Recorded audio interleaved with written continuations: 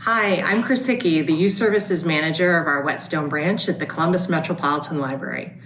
In a typical year, it is our pleasure to have all of you here to celebrate Duckling Day, which is a celebration of Robert McCloskey's classic book, Make Way for Ducklings, which is published by Viking Press. So this year, the 34th annual Duckling Day, we're going to celebrate with a virtual video. This video will celebrate the book. Our Ducky is going to star in his own puppet show, which was written by a former volunteer named Alex Hajan. We'll also have a visit from Mrs. Mallard, Sir Quacks-a-Lot, Little Quack, and Baby Waddles.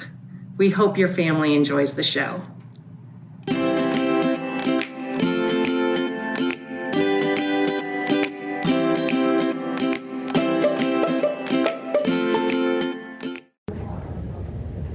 Ducky! Ducky! Ducky! What, Mom? Ducky, it's such a nice day. Why don't we go to the park? I'll even pack animal quackers as a special snack. But I want screen time! Ducky, you need some fresh air. You need to stretch your wings. We're going to the park.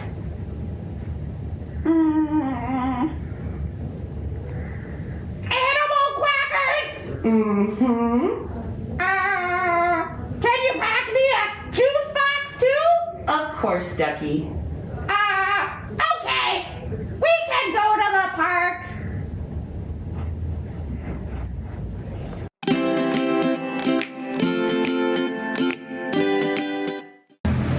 Ducky, why don't you go play? But I don't have anyone to play with. Well, then it's time to find a friend. Okay.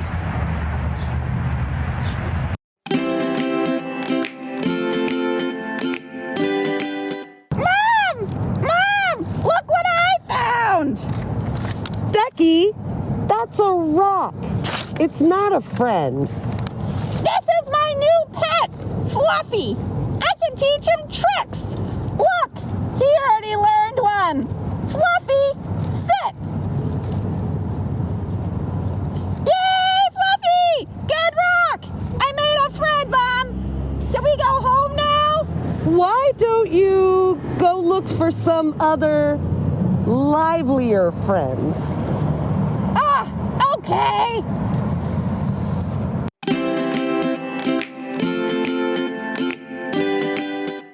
Mom, look what I found.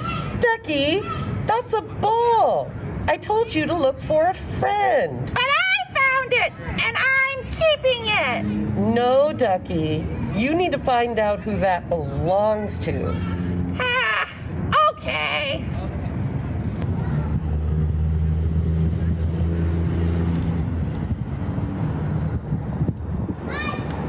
Hi, I'm Ducky. Hi, I'm Rabbit. Hey, is this your ball? Nope. Whose is it? I don't know. My mom told me to find out who it belongs to. That is so nice. I'll keep my ears open in case I hear anything. Okay, thanks. I'll see you later. Bye. Hi there. I'm Ducky. Nice to meet you. I'm Fox. Hey, is this your ball? I'll have to snip it to be sure. Okay. No, not mine. My toys don't smell that nice. Well, I'm looking for its owner. I guess I'll just have to keep looking. Well, I have a great nose. Maybe I can sniff out the answer. Oh, okay, thank you. Nice to meet you. Bye-bye. Bye-bye. Hey, you there. Have you seen my acorn? Acorn? I don't think so. What does it look like? Well, it's big, it's round. Wait a minute. That's it. Excuse me. Excuse me, squirrel. This is a ball, not an acorn. That's That's not my acorn. That tastes terrible. Why didn't you tell me? Oh well, I've got to keep looking. Oh, what a beautiful day! Oh, what a beautiful morning! Oh, hello there. What are you doing with that egg? What egg? Oh, this is not an egg. This is a... Don't you know an egg has to be kept warm at all times? What is it even doing out of the nest?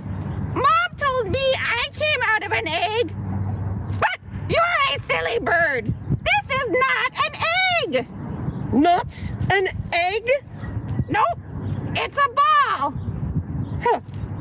All right, carry on. Enjoy your day. Oh, what a beautiful morning. I have got to find the owner of this ball.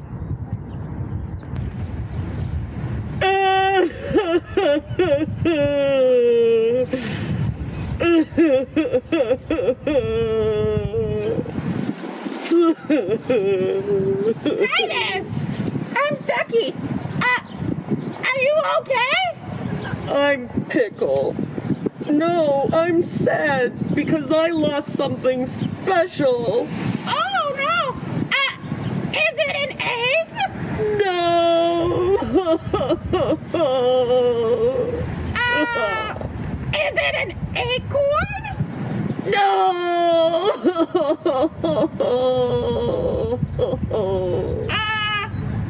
Wait.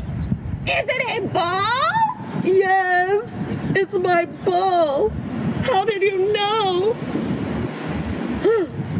That's it. Where did you find it? I found it in the park. My mom told me to find a friend, but all I found was this ball and a rock. It's hard to find a friend. Thank you for finding my ball. I'll be your friend. Really? Thanks, Pickle. Well, I'm gonna give you your ball and go find my mom. See you soon.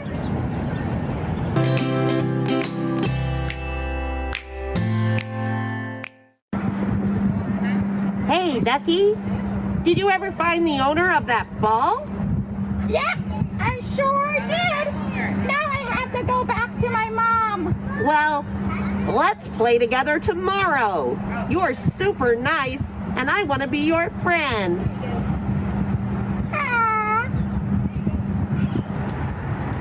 Hey, Ducky. Where are you going? Do you want to play? Oh, sorry, Fox. I've got to go find my mom. But maybe we can play tomorrow? Okay, you seem fun. And you smell great. Thanks. See you soon. Wow! What a lucky ducky am I to find so many friends! Mom! Mom!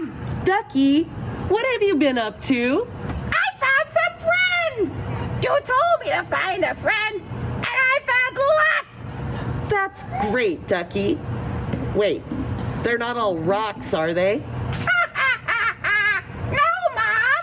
I made friends with Rabbit and Fox and Pickle the Frog! Mom, can we come to the park again tomorrow? Of course, Ducky. Yay! Friends are even better than animal quackers!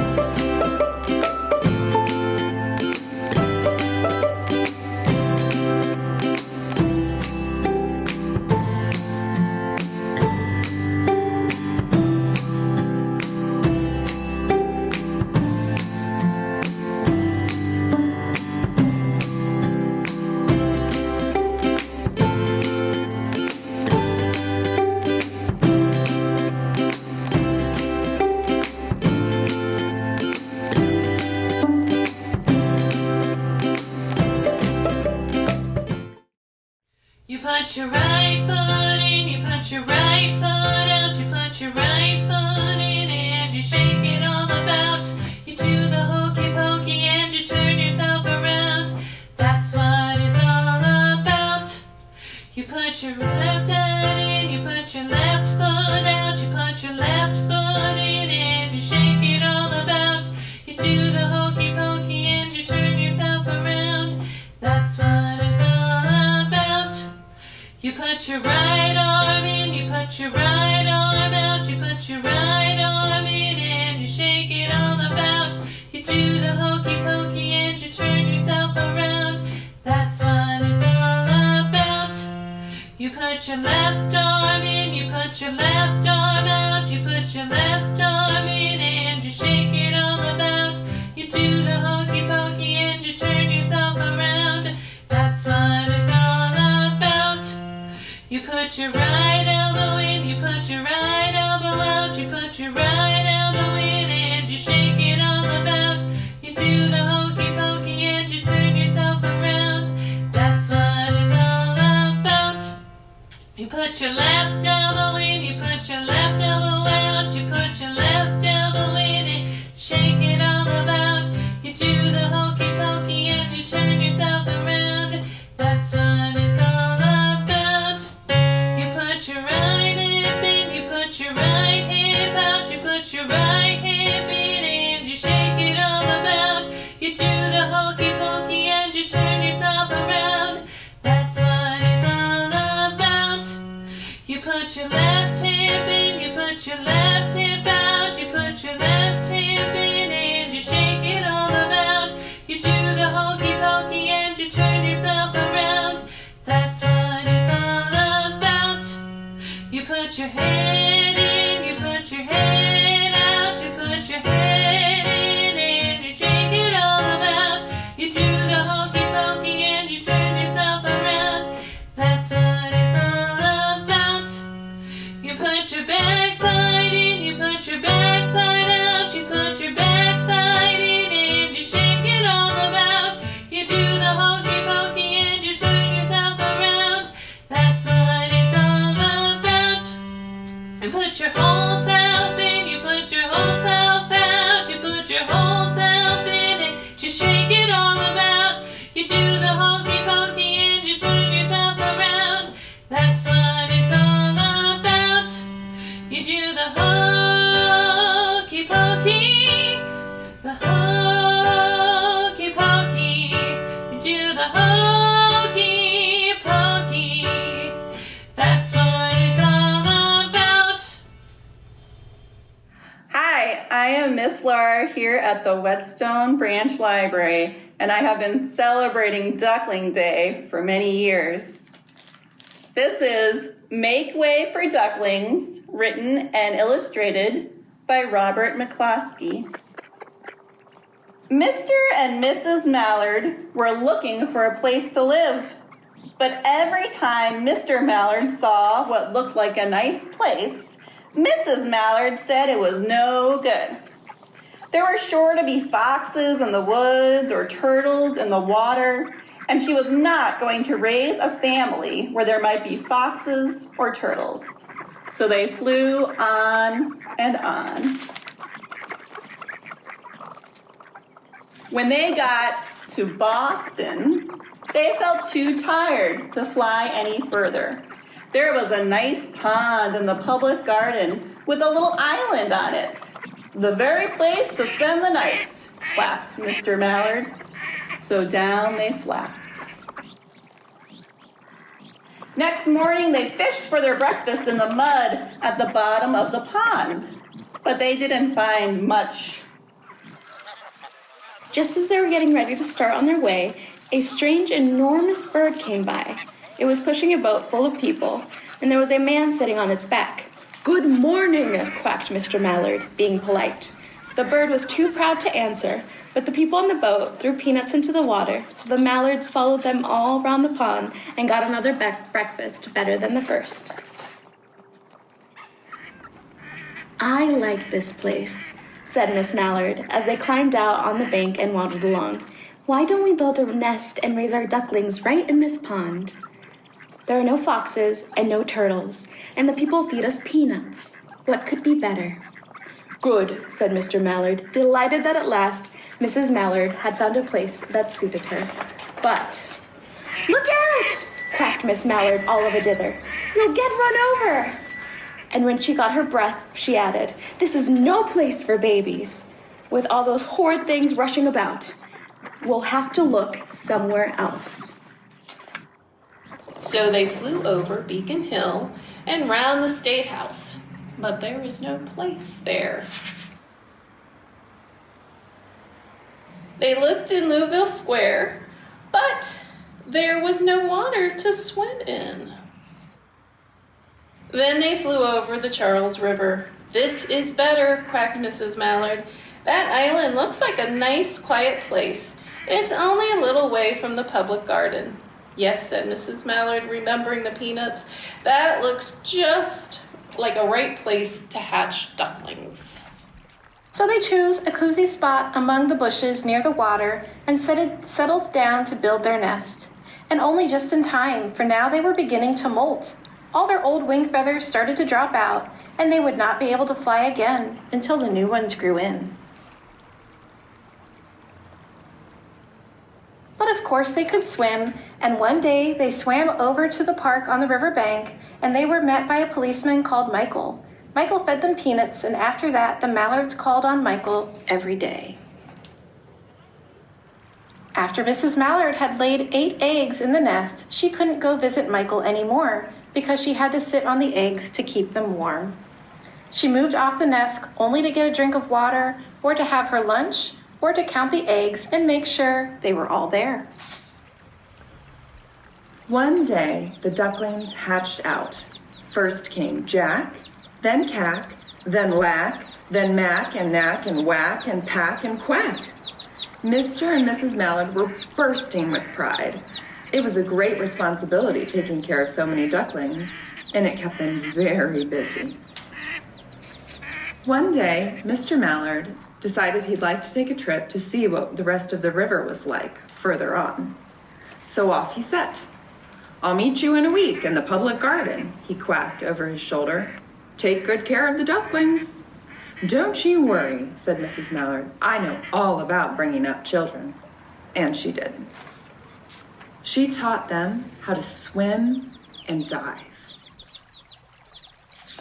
She taught them to walk in a line, to come when they were called, and to keep a safe distance from bikes and scooters and other things with wheels. When at last she felt perfectly satisfied with them, she said one morning, "Come along, children, follow me." Before you could wink an eyelash, Jack, Cack, Lack, Mack, Knack, Whack, Pack, and Quack fell into line just as they had been taught.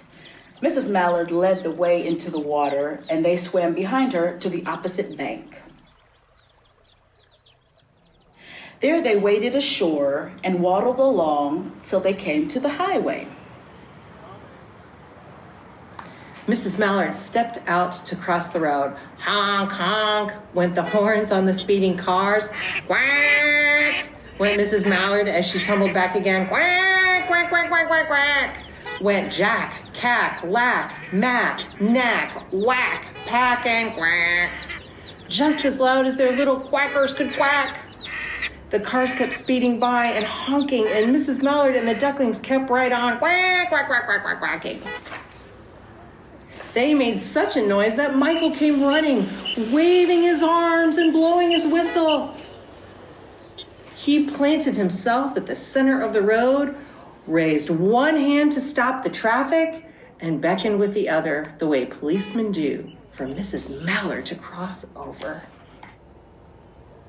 As soon as Mrs. Mallard and the ducklings were safe on the other side and on their way down Mount Vernon Street, Michael rushed back to his police booth.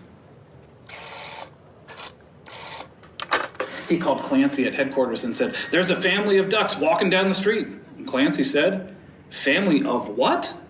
"Ducks," yelled Michael. "Send a police car, quick." Meanwhile, Mrs. Mallard had reached the corner bookshop and turned into Charles Street with Jack, Cack, Lack, Mack, Knack, Whack, Pack, and Quack. all marching in line behind her. Everyone stared. An old lady from Beacon Hill said, "Isn't that amazing?" And the man who swept the street said, "Well, now, ain't that nice?" And when Mrs. Mallard heard them, she was so proud. She tipped her nose in the air and walked along with an extra swing in her waddle. When they came to the corner of Beacon Street, there was the police car with 4 policemen that Clancy had sent from headquarters. The policemen held back the traffic so Mrs. Mallard and the Ducklings could march across the street. They were right in to the public garden. Inside the gate, they were all turned around to say thank you to the policeman.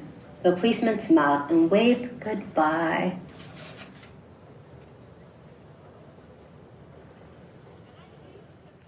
When they reached the pond and swam across the little island, there was Mr. Mallard waiting for them, just as he had promised. The Ducklings liked the new island so much that they decided to live there all day long. They followed the swan boats and eat peanuts. And when night falls, they swim to their little island and go to sleep.